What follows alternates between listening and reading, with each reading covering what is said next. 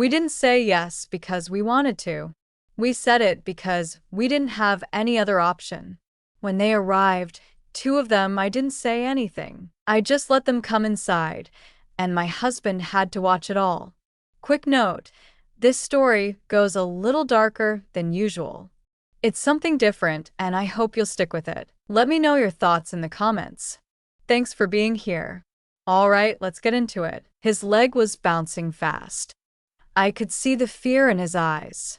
He was still hoping for another answer, any other answer. We always find a way, he said. Not this time, I told him. I looked right at him then. Really looked. The man I married, the man who used to make me feel safe. Now sitting beside me, scared of what I was about to do. You don't get it, I said. There's no more time. We need the money. This is the only choice left. The words felt sharp in my mouth. We'd had this talk so many times before, but it still hurt to say, I didn't want this. God, I didn't. But what we needed and what we wanted weren't the same anymore. He shook his head and grabbed his knee like he was trying to keep himself grounded. I can't believe we're actually doing this, he whispered. Me neither, I said. Ibling shed fast. My throat felt tight. I wasn't calm. I was holding it all in. You think I want this? I asked. My voice broke a little. I hate even thinking about it. The room was dead quiet. Even the walls felt like they were waiting. My heartbeat was loud in my ears, pounding like it was trying to break free. He leaned forward with his elbows on his knees and stared at the floor. I'll stay, he said. I'm not letting you be alone with them. I know. If you want to stop, we can, he offered. He looked up at me. His mouth was open like he wanted to argue, but he didn't say anything. I ran my hands down the front of my dress. They were shaking. My skin felt tight.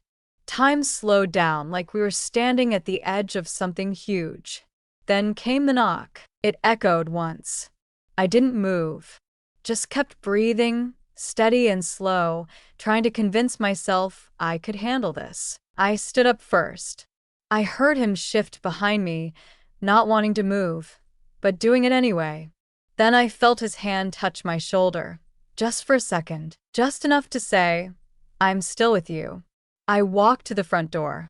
When I opened it, they were already looking at me. Two men, one older, maybe around 50, taller than I thought he'd be.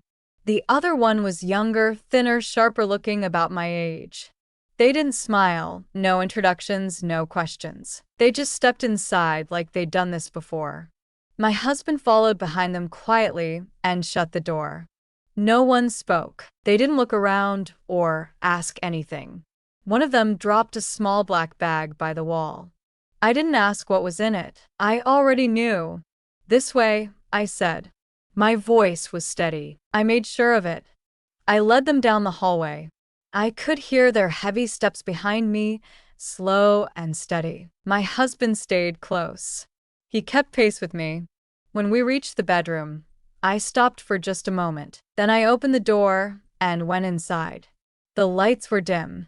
The bed was neat. The sheets were pulled back like it was part of a routine. I heard the door shut behind us. He didn't leave. My husband walked to the armchair in the corner, sat down slow, placed his hands on his knees and stared ahead. I didn't look at him. Instead, I bent down and took off my shoes, setting them next to the bed. My hands were steady. Behind me, I heard soft sounds, fabric moving. They were undressing, calm, like this was nothing new to them. I stood at the side of the bed, back straight, arms down, and waited. I stared at the wall across from me. I felt the younger one approach before I saw him. He didn't speak.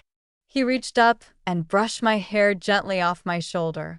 His hand lingered, warm, familiar, but wrong in every way. I didn't flinch. Then he leaned in and kissed me.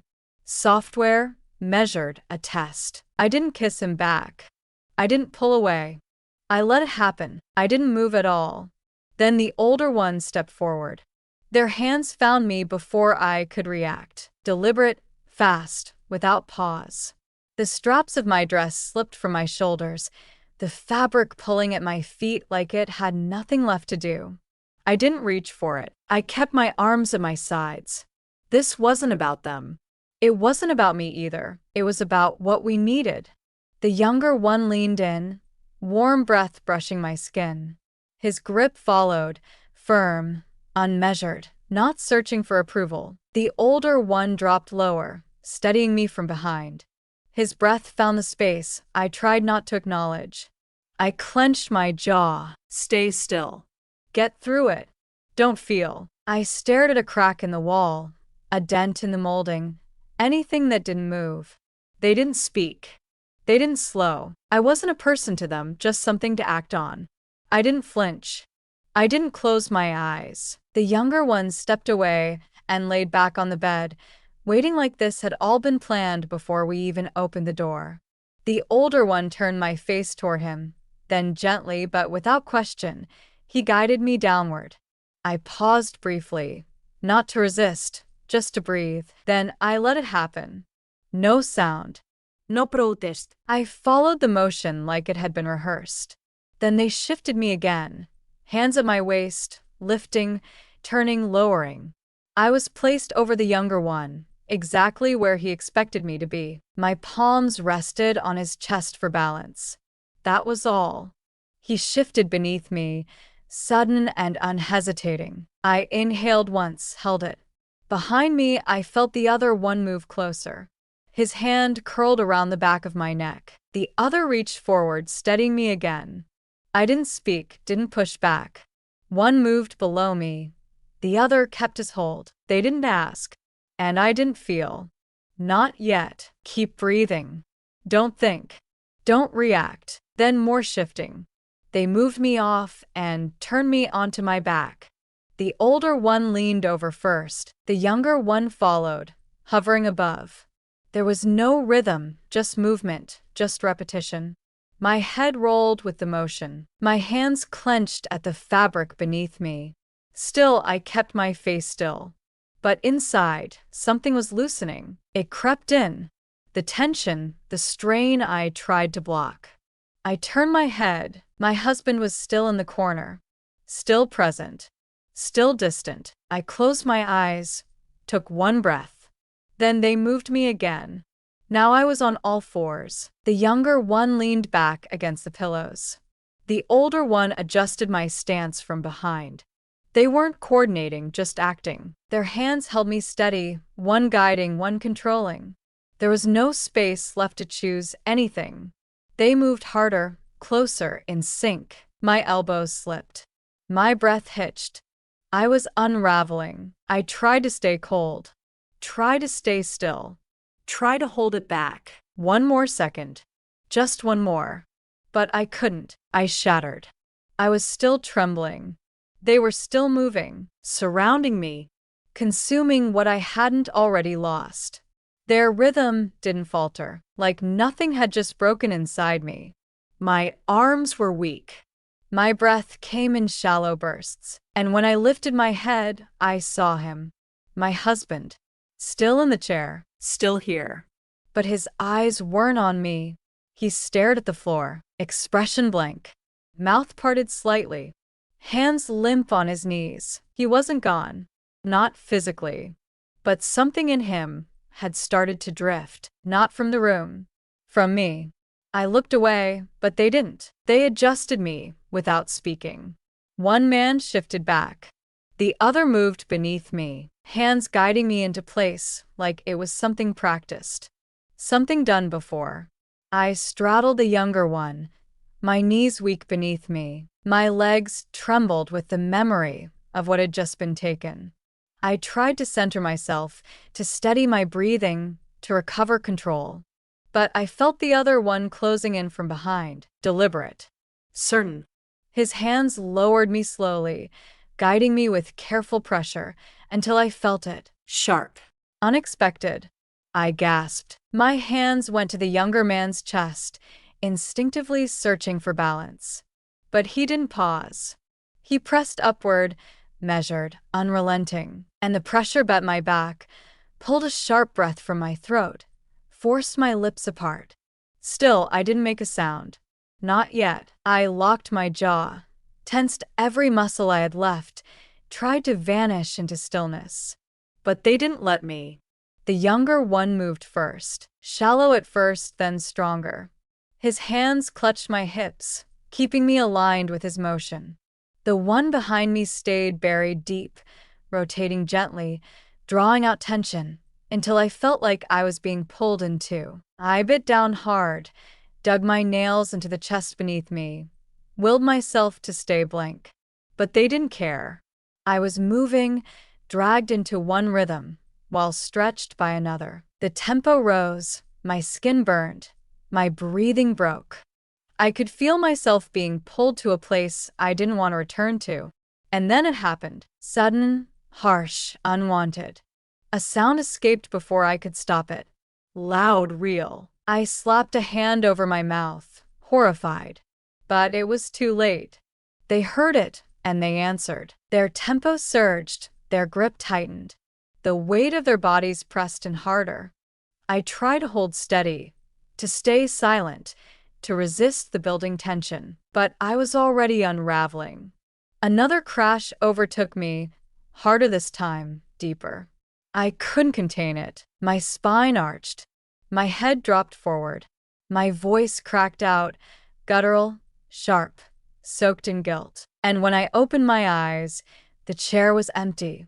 He was gone, and I hadn't even noticed him leave. I'd been too caught in it, too loud, too far gone in that truth. It shattered something inside me I hadn't even protected. They didn't let me linger in it. I was turned again, lifted, lowered, my back to the mattress. One of them took his place between my legs, moving without delay. The other leaned in above me, one hand resting at my throat, the other guiding my head toward him. I couldn't stop it. I couldn't even slow it. They moved in unison, methodical, practiced, certain. I tried to stay quiet again, but the sounds forced their way out. Gasps, sharp exhales, broken noise that didn't sound like mine. I clenched my lips shut, bit down harder. Don't give them more. Don't let it rise again. Don't let them know what it's doing to you. But every time I locked down, they forced more from me. The one above held firmer. The one below drove harder, faster, unforgiving. My fists gripped the sheets. My head thrashed against the pillow. Hold it, hold it, hold it. But I broke. The force hit me like a flood, violent, unstoppable, absolute. My body arched. My throat opened wide. The sound that left me was primal. And then, silence. I collapsed, boneless, breathless. I didn't remember the lift, only that I was suddenly in the air, held between them, body moving in rhythm with theirs, limbs slack, one behind, one beneath, unrelenting, total. There was nothing left in me to fight with. Their pace never faltered. The weight, the push, the way they took everything, it cracked me open. I didn't rise. I fractured, and as my voice left me again, I felt the last of my strength vanish with it. The one behind tightened his grip, breath heavy in my ear. The one below locked his arms, pulled me tight, and groaned low. Then they let go. I fell to the bed, bare, shaking, hollow. I didn't move. I couldn't. My chest rose once, then again, fragile, empty. And as the last of their heat left my skin, the shame took its place. It came fast, sharp, total. They dressed in silence. The door opened, closed, and I stayed there, not just emptied, but ashamed of how much I gave. That's the end of the story. This one was a little darker than usual, something slightly different from what I normally share. I'd really love to hear your thoughts. Did it work for you? Was it too far off? Drop a comment and let me know. Your feedback means a lot. And if you enjoyed it, don't forget to like the video and hit subscribe. Thanks for being here. It really does mean the world.